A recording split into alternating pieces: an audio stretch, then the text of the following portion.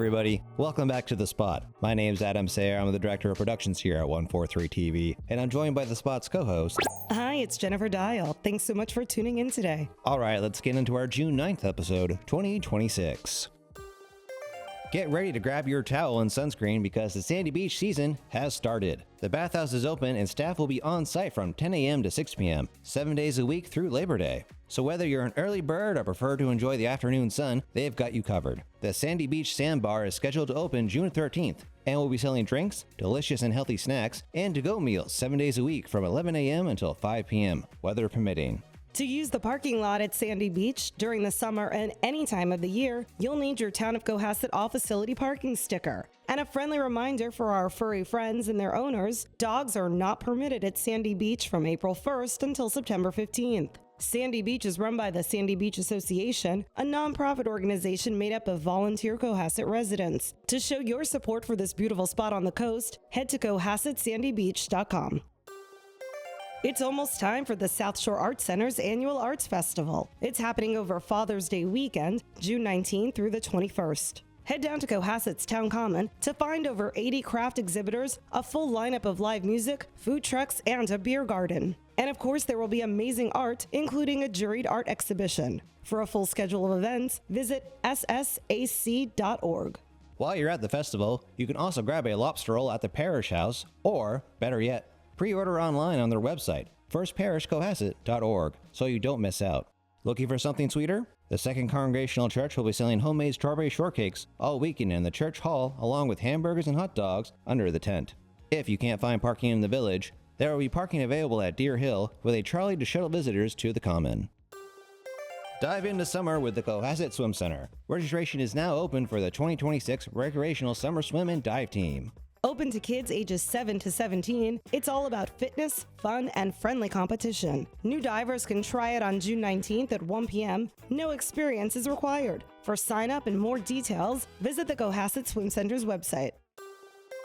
Join the Friends of the Cohasset Library for Pages and Pours. It's happening at Split Rock on Thursday, June 11th from 5 to 8 p.m. Enjoy a fun night out with fellow book lovers featuring make-your-own bookmarks and light snacks. Bring your gently used books and swap them out for new-to-you reads. Books for all ages are welcome.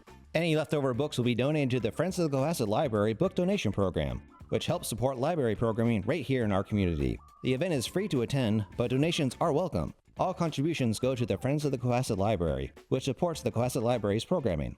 Gifts of $50 receive a Friend's tote bag, and donations of $75 receive a Friend's hat, while supplies last. Head to their Facebook page for a link to donate.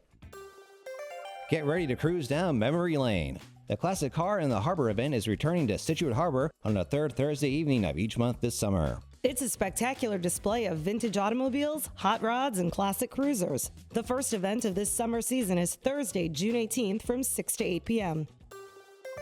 We're joined in the Spot studio today by a special guest. It's Melissa Schorr, who is the editor and publisher of the Stroll magazine. Thanks so much for coming in. Hey, Jenna, thanks for having me.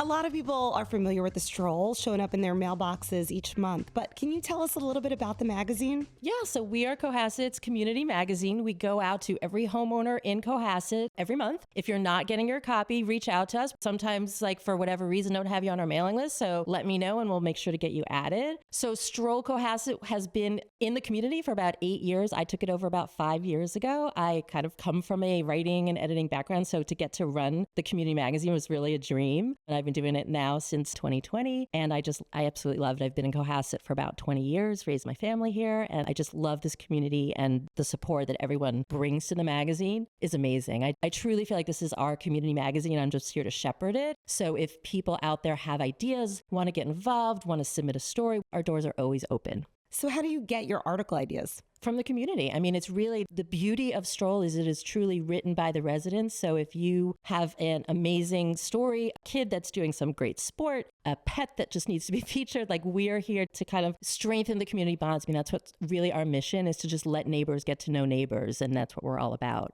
With print media not being as popular as it used to be, how does the Stroll keep current? Oh my gosh, two things. I mean, our company, we've been around doing this kind of niche publishing for 20 years, and people say that to me all the time, who's still reading print media? But the truth is, I think we're all a little bit overloaded with digital. People really are feeling just overwhelmed, wanting that detox. I hear all the time people like love the feel of the print, of flipping through something. And the second reason I think we really can shine is that truly when you get that magazine in your mailbox, you're going to know who's in it. And that makes all the difference from flipping through a magazine that is people that you don't know. So if you know that like your neighbor might be in it, your kid might be in it, you're going to flip through. And I think that's what makes the beauty of our print magazine continue. And for people who have never seen like the Stroll magazine before, it's a really high quality magazine. Where do you get your standards from to keep it so great? I think we produce a really high quality magazine because that's what people in our community, we deserve a really beautifully done magazine. And I'm really proud in the last couple of years of some of the things I've started. So for example, 6 years ago, we started the first weddings themed issue, and now we do that every August. This will be our 6th coming up. I get to feature beautiful wedding photos of Cohasset people who got married in the last year, engaged or married. So if you have some, we're accepting those now. So get in touch with us. We'd love to feature a Cohasset person's wedding from last year. We started the graduation issue a couple of years ago. So now that's going to be coming out any day now. And it might be out already. And we feature, we're so fortunate to get to work really closely with the school, feature every Cohasset High graduate, private school and public, and get all of those kids in there. A couple years ago, I also started a writing award to go with the senior honor night. And so we have our 3rd year this year. So if you want to see who won, check out your magazine. You'll get to read that student's amazing essay. And, we're always doing other things. Like in February, we started a love issue where we feature Cohasset couples who've been married 50 or 60 years. And it's always so nice to get to feature those other ends of the spectrum from the weddings issue, the couples who've been married forever. It's great. It sounds like you've got a lot of great issues coming out now with the graduation one and the weddings. What else can your readers expect? Well, I have something really cool that I think everyone's going to love to read about. We'd love to uncover the sort of hidden things about Cohasset that even if you've lived here forever, you might never know. So that will be a July cover. I think everyone's going to be really fascinated by. And then we always do sort of a food home themed issue in November. So look out for some of those stories. And I'm looking right now for a great holiday idea for December. So if anyone out there is super into the holidays or wants to come up with a suggestion, we're all ears. So for people who do have story ideas or interested in reaching you, what's the best way for them to find you? I'm on Instagram. I'm on Facebook. We have a website. So just, pop Stroll Cohasset in. You'll find my email. Reach out anytime. I'd love to hear from everyone. And the other thing I do want to give a little plug for is our amazing sponsors. So, we are all about supporting local business, letting everyone know who great businesses are in town. I personally meet with everyone. So I really feel good about recommending the businesses in our magazine to, my neighbors. So, if people are looking for some kind of project or they need to find a new attorney or they need to find a new anything, really, give our folks a try because they are supporting our community and we really appreciate and value that. Melissa, thank you so much for coming by. We really enjoyed speaking with you. Oh, I loved being here. Thank you so much, and continued success with the spot. And when we're ready for another article on Stroll, we're here to shine you guys and let everyone know. I'm Susan Bryant from CSCR, and you're listening to The Spot. We're continuing to highlight Cohasset's connection to the early roots of our country in this week's Spot Summer Series, honoring the 250th anniversary of our country. It wasn't only men from Cohasset who were taking part in activities surrounding the American Revolution.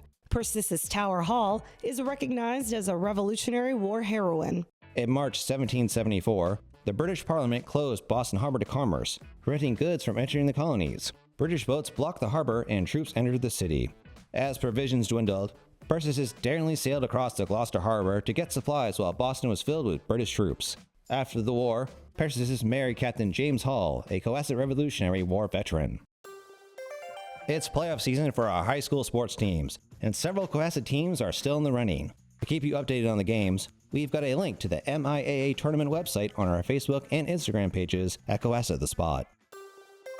Well, that was our June 9th episode of The Spot. I'm Adam Sayre, the Director of Productions here at 143 TV. And I'm Jennifer Dial. We hope you'll tune back in next Tuesday to The Spot, which is your spot for everything Cohasset. You can find us online at cohassetthespot.com, Spotify, Apple Podcasts, and 143tv.org. We've got links to all the stories we talked about today in the description below. Thanks everybody for listening. We'll catch you next time.